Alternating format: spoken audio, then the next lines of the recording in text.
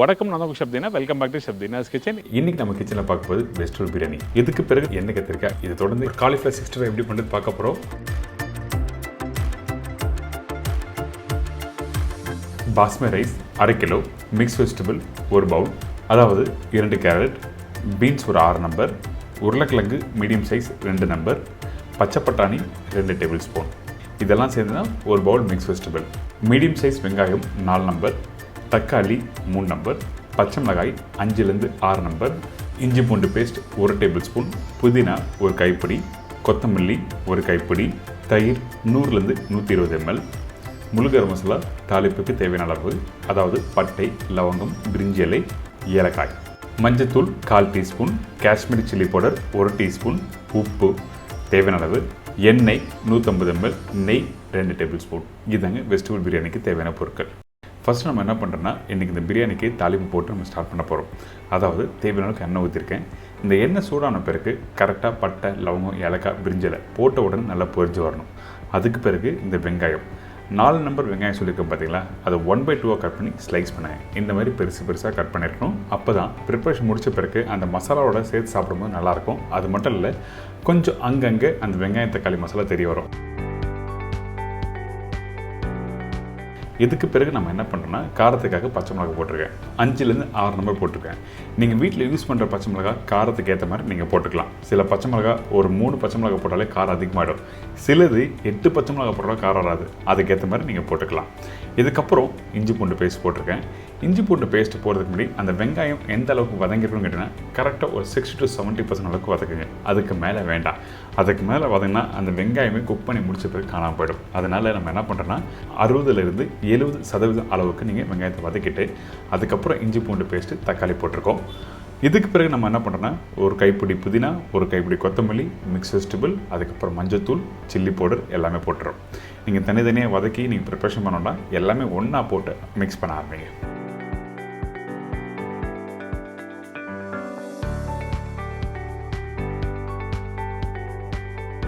Chilli powder Kashmiri chilli powder use பண்ணியிருக்கேன். எதுக்காக Kashmiri chilli powder சொல்கிறேன்னா, உங்களுக்கு கலர் நல்லா எடுத்து கொடுக்கும். சில சில்லி பவுடர் வந்து கலர் கொடுக்கும், ஆனால் அதே டைமில் காரம் அதிகமாகிடும். அதனால் Kashmiri chilli powder 1 teaspoon use பண்ணியிருக்கேன்.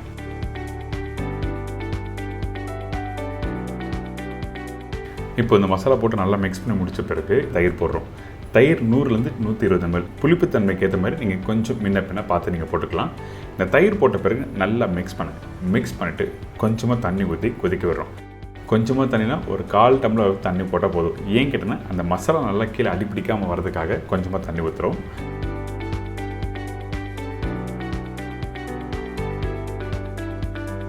இதுக்கப்புறம் உப்பு தேவையான அளவுக்கு இந்த இடத்துல போட்டுறோம்.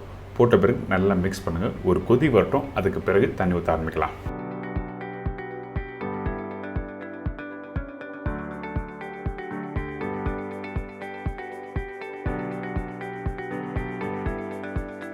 தண்ணி ஊற்றுற அளவு என்ன கேட்டிங்கன்னா, இந்த மாதிரி ஒரு கிளாஸ் எடுத்துக்கங்க.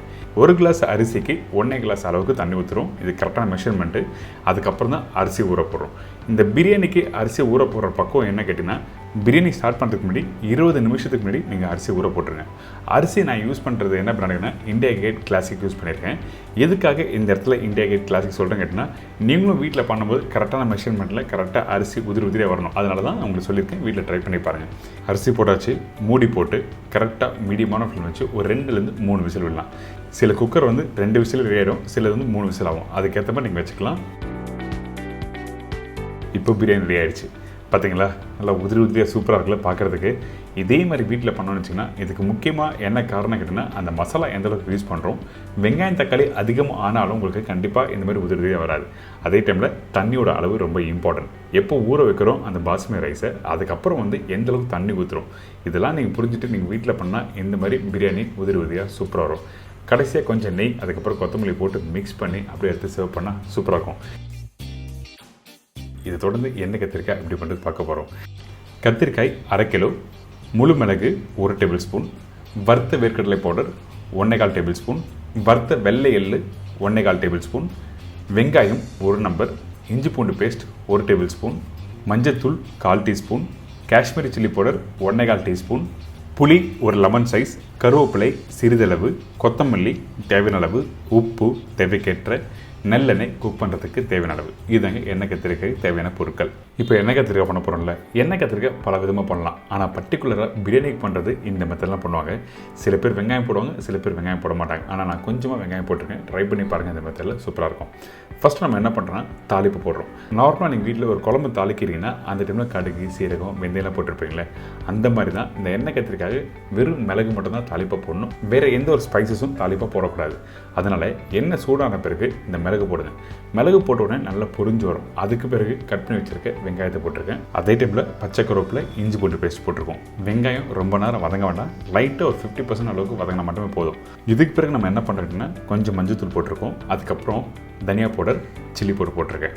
இந்த சில்லி பவுடர், தனியா பவுடர், மஞ்சள் தூள் இந்த மூணுமே எண்ணெயில் போட்ட உடனே கொஞ்சமாக தண்ணி ஊற்றுங்க. அப்போ தான் அந்த மசாலா தீஞ்சு போகாமல் இருக்கும். ப்ரிப்பரேஷன் பண்ணும்போது பக்கத்தில் ஒரு சின்ன டம்ளர் தண்ணி ரெடியாக வச்சுக்கோங்க. இப்போ தண்ணி ஊற்றியாச்சு. இதுக்கப்புறம் உப்பு தேவையானது போடுறோம். இன்னொரு முக்கியமான விஷயம் சொல்லணும்னு பார்க்குறேன். இந்த மாதிரி தாளிப்பு போடுவோம், என்ன ஷெஃப் நிறைய எண்ணெய் அதிகமாக யூஸ் பண்ணுறீங்க அப்படின்னு சொல்லி கேட்குறாங்க. ஆக்சுவலாக நான் யூஸ் பண்ணுறது வந்து செக்கில் ஆட்டின நல்லெண்ணெய். இந்த மாதிரி நல்லெண்ணெய் யூஸ் பண்ணும்போது என்ன ஆகிட்டுனா அந்த தாளிப்பு போடுறது பார்த்தீங்கன்னா அந்த டைமில் எண்ணெய் பொங்கும். ஸோ அதனால் எண்ணெய் அதிகமாக இருக்குன்னு சொல்லி நீங்கள் நினைக்க வேண்டாம். தேவையான அளவுக்கு மட்டும் தான் ஊற்றி நான் ப்ரிப்பேர் ஸ்டார்ட் பண்ணுறோம். அடுத்து நான் என்ன பண்ணிக்கிட்டேன்னா கத்திரிக்காய் போட்டிருக்கேன். இந்த கத்திரிக்காய் பாருங்கள் 1/2 கட் பண்ணி போட்டிருக்கேன். கீழ் பகுதி வரைக்கும் கட் பண்ணல, அதாவது ஒரு 60 to 70% அளவுக்கு நாளாக பிறந்திருக்கேன். அதுக்கப்புறம் மேல் காம்பு அப்படியே இருக்குது. அப்போ தான் கத்திரிக்காய் குக் பண்ணி எடுக்கும்போது உடஞ்சி வெளியே வராது. அதனால தான் இந்த மாதிரி கட் பண்ணி போட்டிருக்கோம். கரெக்டாக ஒரு 50% 60% அளவுக்கு கத்திரிக்காய் வெந்து வரட்டும்.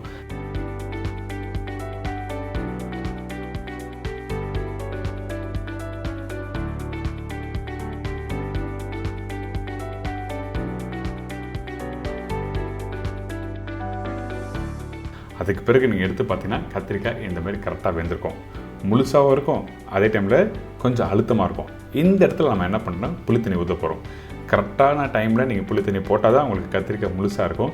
சில பேர் ஓவராக குக் பண்ணிட்டு அதுக்கப்புறம் புளித்தண்ணி போட்டு திருப்பி வேர்க்கடலை போட்டு குக் பண்ணிச்சுங்க, என்னவோ கரெக்டான டெக்ஸ்சர் கொடுக்காது. அதனால தான் எந்த ஸ்டேஜில் எந்த இன்க்ரீடியன்ஸ் யூஸ் பண்ணணும்னு சொல்லிட்டு புரிஞ்சுட்டு நீங்கள் பண்ணுங்கள். இப்போ ஊற வச்சிருக்க புளியை நல்லா கெட்டியாக கரைச்சி ஊற்றுறோம்.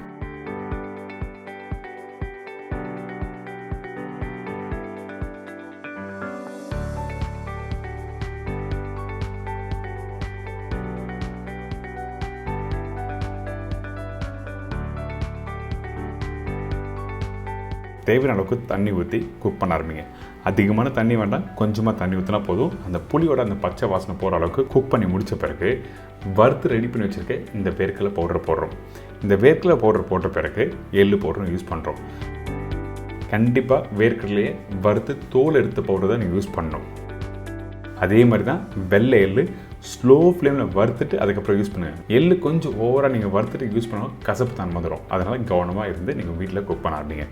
இப்போது இந்த வேர்க்கடலை பவுடரும் போட்டாச்சு, எள்ளு பவுடரும் போட்டாச்சு. நல்லா மிக்ஸ் பண்ணுங்கள். அதிகபட்சம் ஒரு 3 நிமிஷம் குக் பண்ணுங்கள். அதுக்கப்புறம் கொஞ்சம் கொத்தமல்லி போட்டு நல்லா மிக்ஸ் பண்ணிடுச்சுன்னா ஒரு சூப்பரான எண்ணெய் கத்திரிக்காய். பார்த்தீங்களா, இந்த கத்திரிக்காய் அப்படியே முழுசாக இருக்கா? அதே டைமில் இந்த கிரேவி பாருங்கள். இல்லை தக்காளியோ இல்லை தேங்காய் பேஸ்ட்டோ எதுவுமே போடல, ஆனால் அந்த கிரேவி நல்லா திக்காக இருக்கும். இந்த மாதிரி எண்ணெய் கத்திரிக்காய் நீங்கள் வீட்டில் ட்ரை பண்ணி பாருங்கள். வீட்டில் இருக்கவங்களாம் அசந்து போயிடுவாங்க, அந்தளவுக்கு பிரமாதமாக இருக்கும். இது தொடர்ந்து ஒரு காலிஃப்ளவர் 65 எப்படி பண்ணுறது பார்க்க போகிறோம். காலிஃப்ளவர் 65 தேவையான பொருட்கள்: 1 நம்பர் பெரிய காலிஃப்ளவர், அரிசி மாவு 2 டேபிள் ஸ்பூன், கடலை மாவு 4 டேபிள் ஸ்பூன், மஞ்சத்தூள் 3/4 டீஸ்பூன், கொத்தமல்லி powder 2 teaspoon, Kashmiri chilli powder 1.5 teaspoon, பெருங்காயம் 1/4 டீஸ்பூன், இஞ்சி பூண்டு பேஸ்ட் 2 டீஸ்பூன், கரம் மசாலா சிறிதளவு, லெமன் 1.5 நம்பர், கருவேப்பிலை தேவையான அளவு, கொத்தமல்லி தேவைக்கேற்ற, உப்பு தேவையான அளவு, ஆயில் ஃப்ரை பண்ணுறதுக்கு தேவையான அளவு. இதாங்க இந்த காலிஃப்ளவர் 65க்கு தேவையான பொருட்கள். இந்த காலிஃப்ளவர் 65 பண்ணுறதுக்கு பேசிக்கான ஒரு விஷயம் முக்கியமானது. அது என்ன கேட்டோன்னா, இந்த காலிஃப்ளவரை ஃபஸ்ட்டு க்ளீன் பண்ணுறோம். அதாவது ஒரு பவுலில் சுடு தண்ணி ஊற்றிருக்கேன்.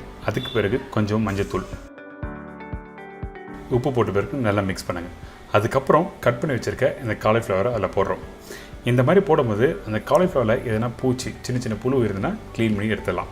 அதனால தான் எப்போவுமே வீட்டில் காலிஃப்ளவர் ப்ரிப்ரேஷன் பண்ணும்போது க்ளீன் பண்ணிட்டு யூஸ் பண்ணணும். ஒன்று கொதிக்கிற தண்ணியில் போடலாம், அப்படி இல்லைனா இந்த மாதிரி ப்ராசஸ் பண்ணும்போது குறைஞ்சபட்சம் ஒரு 10 நிமிஷம் இந்த மாதிரி வார்ம் வாட்டரில் இருந்தால் நல்லது. அதுக்கப்புறம் ஸ்டெயின் பண்ணி எடுத்திங்கன்னா இந்த மாதிரி காலிஃப்ளவர் க்ளீன் ஆகி ரெடியாக இருக்கும். இதுக்கப்புறம் எப்படி மேரினேஷன் பண்ணுறது பார்க்க ஆரம்பிக்கலாம். ஒரு பேசிக் மேரினேஷன் எல்லோரும் வீட்டில் ஈஸியாக பண்ண முடியும். என்கிட்டலாம் கடலை மாவு, அரிசி மாவு, சில்லி பவுடர், தனியாத்தூள், மஞ்சத்தூள் இதெல்லாம் வீட்டில் இருக்க பொருள் வச்சு தான் பண்ண போகிறோம். ஆனால் எப்படி பக்குவமாக ப்ராப்பராக ஸ்டைலில் பண்ணுறது ஃபஸ்ட்டு நம்ம ஸ்டெப் பை ஸ்டெப்பாக பார்க்க ஆரம்பிக்கலாம். ஃபஸ்ட்டு காலிஃப்ளவர் போட்டிருக்கேன். அதுக்கப்புறம் உப்பு, மஞ்சத்தூள், தனியா பவுடர். நான் சொன்ன ரேஷுக்கு ஒரு பூ கரெக்டாக இருக்கும். அப்படி இல்லைன்னா நீங்கள் மேரினேஷன் பண்ணி முடித்த பிறகு காரம் கொஞ்சம் லைட்டாக செக் பண்ணிட்டு அதுக்கப்புறம் நீங்கள் வேணும்னா ஆட் பண்ணிக்கலாம். இந்த தனியாத்தூள் போட்ட பிறகு சில்லி பவுடர், இதுக்கு பிறகு பெருங்காயம். எப்பவுமே ஒரு டிஷ்ஷை ஃப்ரை பண்ணும்போது கண்டிப்பாக பெருங்காயம் யூஸ் பண்ணால் ரொம்ப நல்லது. அதுக்கப்புறம் கரம் மசாலா கொஞ்சமாக போட்டுருவேன். கரம் மசாலா அதிகமாக போடக்கூடாது, அதிகமாக போட்டால் கசப்பு தன்மை வந்துடும். அதுக்கப்புறம் பொடிசாக கட் பண்ணி வச்சுருக்க கொத்தமல்லியும் போட்டிருக்கேன். அதே டைமில் கொஞ்சம் இஞ்சி பூண்டு பேஸ்ட்டு, அரிசி மாவு, கடலை மாவு. இந்த அரிசி மாவு கடலை மாவு எப்பவும் சொல்கிறது தான், அதாவது கடலை மாவு வந்து 2 மடங்கு கேட்டிங்கன்னா அரிசி மாவு 1 மடங்கு. நீங்கள் இந்த மாவு போட்டு நல்லா மிக்ஸ் பண்ணி வர டைமில் கொஞ்சம் மாவு கம்மியாக இருக்குன்னா அந்த டைமில் கொஞ்சம் முன்ன பின்ன நீங்கள் பார்த்து போட்டுக்கலாம். இதுக்கப்புறம் பச்சை கருவேப்பிலை கையிலேயே பிச்சு போடுங்க.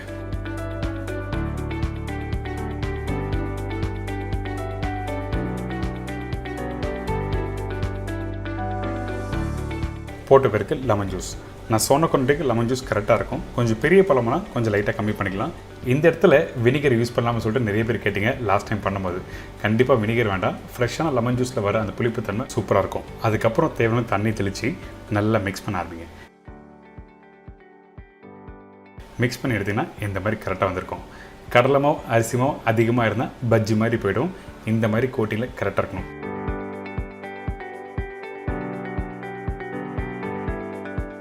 அந்த காலிஃப்ளவரில் பார்த்தீங்கன்னா உங்களுக்கு அது லைட்டாக கோட்டிங் ஆனாமல் இருக்கும். இந்த மாதிரி எடுத்து நீங்கள் ஃப்ரை பண்ணி சாப்பிட்டீங்கன்னா உங்களுக்கு கிறிஸ்பியாக முறுமுறு நல்லாயிருக்கும்.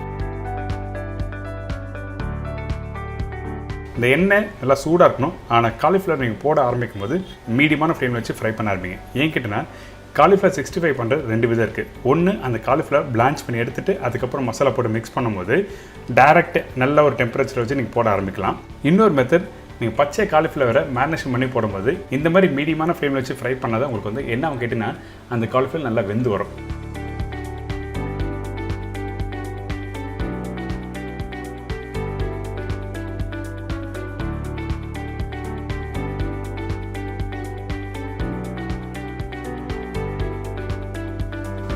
இதுக்கப்புறம் இந்த காலிஃப்ளவர் ஜாரில் தூக்கி போட்டோம் பார்த்தீங்களா, எதுக்காக இப்படி பண்ணுற கேட்டிங்கன்னா காலிஃப்ளவர் எண்ணெயில் போடும்போது கொஞ்சம் வெயிட்டாக இருக்கும். ஆனால் ஃப்ரை பண்ணி எடுத்த பிறகு வெயிட்லெஸ் ஆகிடும். அதனால தான் ஜாரில் அப்படி தூக்கி போட்டு பார்ப்பாங்க வெந்திருக்கா வேகலையான்னு சொல்லிட்டு செக் பண்ணுறதுக்கு இது ஒரு டிப்ஸு.